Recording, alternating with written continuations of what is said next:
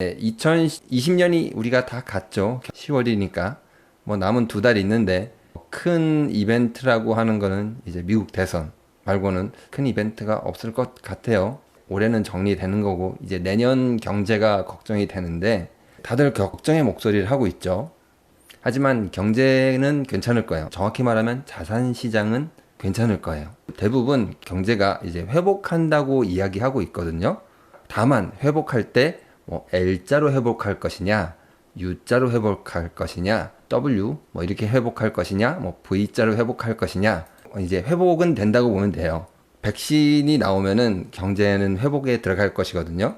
근데 회복이 되는데 왜 위기냐라고 제가 말씀드리냐면은 제일 큰 위기가 있어요. 저렇게 회복해도 고용이 없어요, 이제. 자산 시장, 그러니까 경제는 회복하고 W가 됐던 V자가 됐던 경제를 회복을 시켜도 뭐다? 고용은 일어나지 않을 거예요. 어떻게 보면 이게 더 큰 위기죠.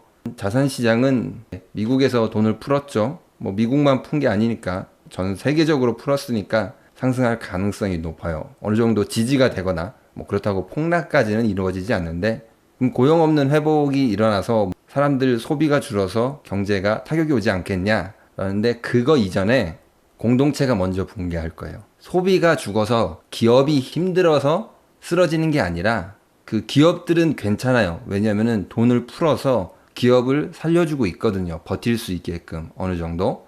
뭐 물론 나가 떨어지는 기업이 있겠죠. 정말 아픈 이야기지만 이혼 늘어나고 그렇게 되면은 애들도 학교를 못 간다거나 좀 나쁜 길로 빠져들 수도 있고 뭐 청소년뿐만 아니라 뭐 20, 30대, 40, 50대 이런 사람들도 당장 직업이 없고 노숙자 그렇게 되다 보면은 아무래도 사회에 어떤 위험 요소가 증가할 거예요.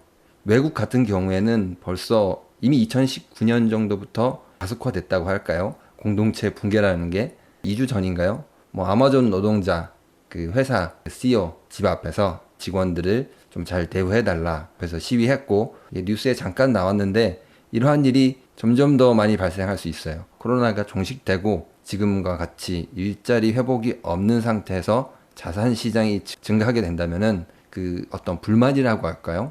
극빈층 늘어나게 되면은 그 사회가 불안해질 거예요. 테러, 폭동 같은 거를 일으켜가지고 굉장히 불안해질 거예요. 그래서 이런 걸로 중간중간에 자산 시장이 급락할 수도 있어요.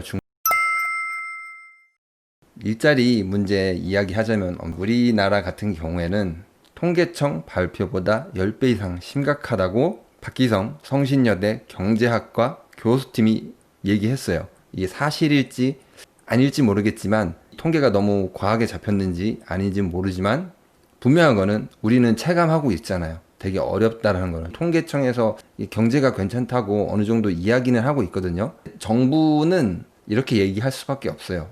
심지어 정부까지 나쁘게 이야기하면은 오히려 더 불안해 하거든요.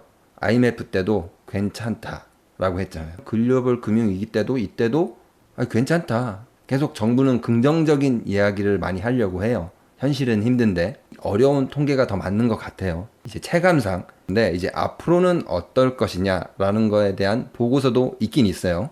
이제 한국은행에서 나온 건데 8월 31일 날 지표입니다. 코로나로 인한 노동시장의 수요 그리고 공급 이 부분에 충격이 어떻게 앞으로 전개될 것인가에 대한 내용인데 비자발적 실업자가 폭발했어요. 2020년 초반에 1월부터 막 폭발한 거 보이시죠? 폭발하고 신규 구인도 엄청 줄어들고 채용도 줄어들고 뭐 취준생들 엄청 힘들어졌다라는 거죠. 그리고 앞으로 어떻게 노동시장이 변할 것인가 이제 한국은행에서 예측하기를 노동의 공급 그러니까 우리가 일하려고 하는 사람은 어느 정도 일정한데 노동의 수요는 앞으로 꾸준히 감소할 거라고 자동화의 영향도 있는 것 같아요. 이번에 사람 잘라버리고 자동화를 해버리자 생각하고 있는 것 같아요. 뭐 우리나라만 이런 게 아니죠. 사실 우리나라가 그나마 좀 양호한 거죠. 이거를 이제 해결할 수 있는 방법이 저는 2가지가 있다고 생각하거든요. 첫 번째가 그린 뉴딜, 그리고 2번째가 기본소득이라고 생각합니다. 사실 기본소득이 마음으로는 조금 더 좋아요. 그런데 이 그린 뉴딜이 이 다음의 해법이 될 것 같아요. 기본소득을 당장 도입을 해도 되기는 하는데 그린 뉴딜로 가기 위해서 어느 정도 돈이 있어야 되잖아요. 근데 기본소득으로 사람을 다 나눠줘 버리면은 그린 뉴딜을 SOC 산업을 좀 하기에는 재정적으로 부족하겠죠. 바이든이 된다고 하면은 미국 같은 경우도 그린 뉴딜로 진입하게 될 거예요. 뭐 500만 개 일자리 창출한다. 뭐 2050년까지 탄소 배출 순제로 이야기하고 있으니까. 근데 이게 단순히 바이든이 이야기하는 것은 아니에요.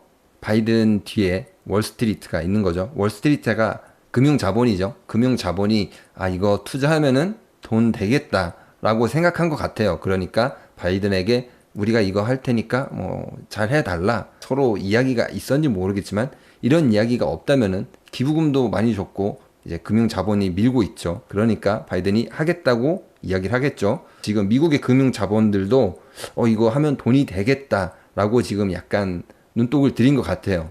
그래서 그린 뉴딜로 방향을 선회한다고 할까요? 미국이 이제 그린 뉴딜로 방향을 선회하면은 우리나라도 따라가는 거죠. 아무래도 미국 영향을 많이 받잖아요.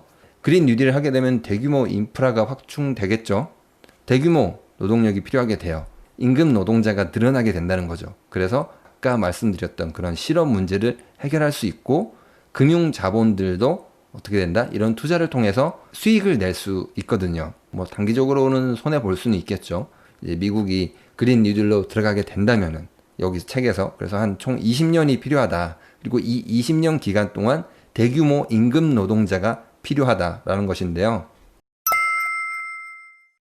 뭐 우리나라도 뉴딜 한다고 했죠. 2025년까지 160조 원 투자. 근데 이제 아직 안 되고 있죠. 이거 안 되고 있는 거는 한국판 뉴딜은 지금 이제 집행률이 거의 제로라고 합니다. 집행이 안 됐다고 하더라고요. 아마 국회에서 막 싸우고 있죠, 지금. 그건 이제 정치적인 문제니까.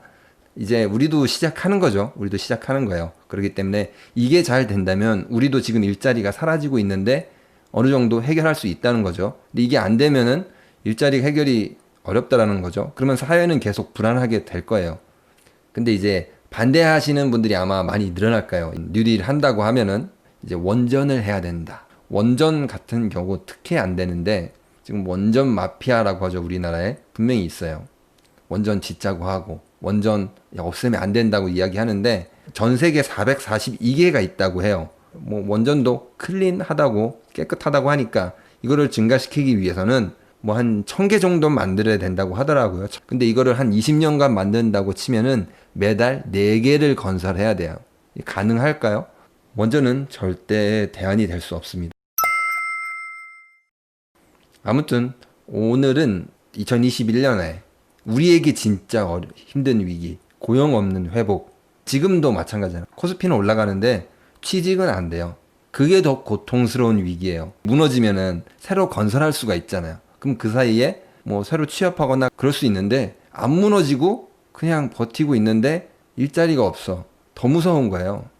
평범한 사람들한테 고용 없는 회복. 이게 내년에 일어날 수 있어요. 아니 지금 일어나고 있어요. 고용 없는 회복을 우리가 어떻게 대처해야 될까? 어떻게 바라봐야 될까?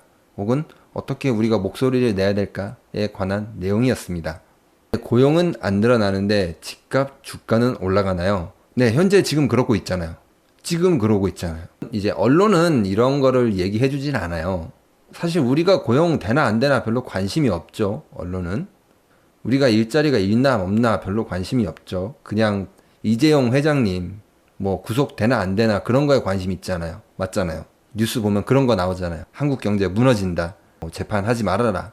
들어가면 큰일 난다. 경영 공백이 있으면 삼성 무너진다. 그런 얘기 하지. 뭐 아무튼 오늘은 그렇습니다. 조금 어두운 얘기죠. 그래도 괜찮습니다. 이런 거 말씀드려야지. 그래도 방법은 있습니다. 대규모 산업을 일으켜서 일자리를 늘리는 거. 이제 기본소득 방법이 있다라는 것입니다. 하지만 이제 그린 뉴딜이 누가 될지 모르겠지만 된다면은 그린 뉴딜 방향으로 가지 않을까라고 생각합니다. 오늘 영상도 유익하셨나요? 구독과 좋아요는 영상을 만드는데 많은 힘이 됩니다. 감사합니다.